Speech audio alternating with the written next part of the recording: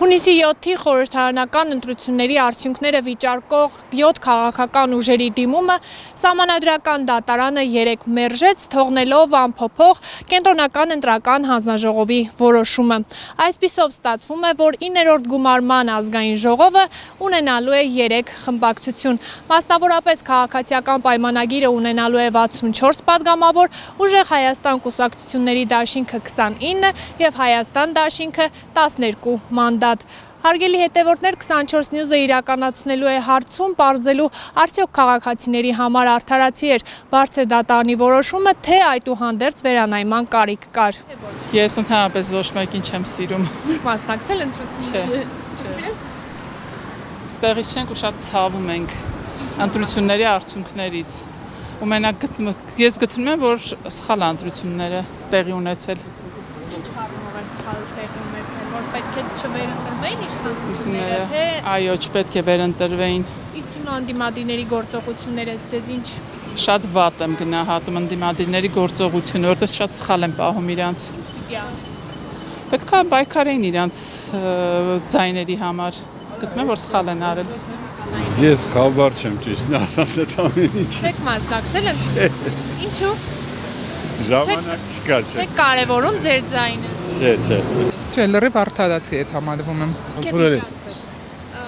Ինչու եք պայմանավորվում, որ ընդունելի է։ Օրինակ, մայր օրենքում պետք է փոփոխություն կատարվի։ Չէ, չեմ կարող խորանալ ամեն ինչով։ Անցած ժամանակով, ինչ որ կար մինչև 18-ը։ Արդյունը տնասից։ Չեք ընտրել։ Ինձ թվում է Սահմանադրական դատարանի երկու կողմերն էլ լսել է։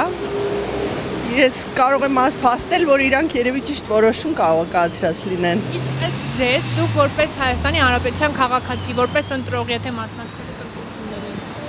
Ես իրականում չեմ մասնակցել, բայց ես մեկը կարծում եմ, որ միևնույնն մեծամասնությունը ԿՊ-ին է ձայներ տվել։ Իսկ եթե դուք մասնակցեիք, հիմա սպասվում է, որ մայր օրենքում փոփոխություններ են իրականացնելու, ամենայն հայոց կաթողիկոսին հանգստի են կոչելու, այս ամեն ինչը դուք համաձայն եք։ Ես չեմ կարծում, որ տենց բաներ սպասվում են, որ Իրենց նախընտրական ես համաձայն եմ, բայց որպեսզի սահմանադրությունը փոխվի, իրենք այդքան ձայն չունեն։ Առաջինը, երկրորդը, եկեղեցուն նրանք չեն կարող ոչ մի բան փոխել, եկեղեցին ինքը պետքա փոխի, նրանք կարող են կոչ անել, կարող են ինչ-որ բան անել, բայց եկեղեցին ինքը պետքա գնա այդ քայլին։ Այդուհանդերձ կարծում եք, որ Սահմանադրական դատարանը ճիշտ է։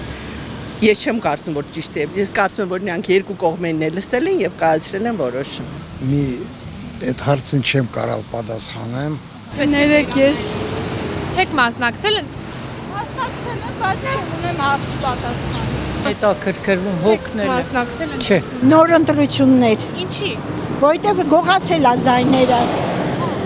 Նիկոլը Հիմա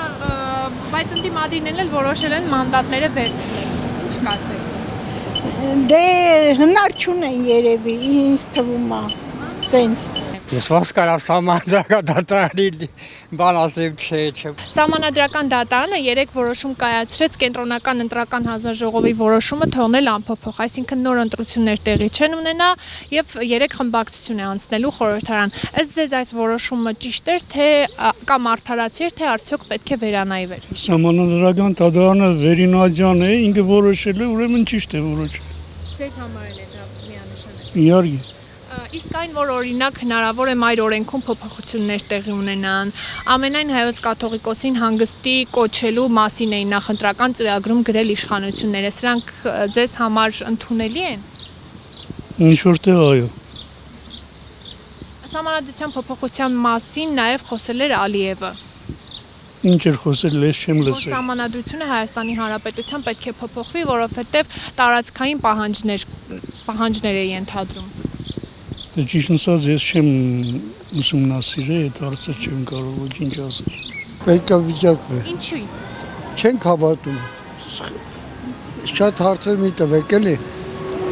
Տեսնել եք, որ ընդդիմադիրներն էլ որոշել են մանդատները վերցնել։ Ինչ ասեմ, իրանք գիտեն։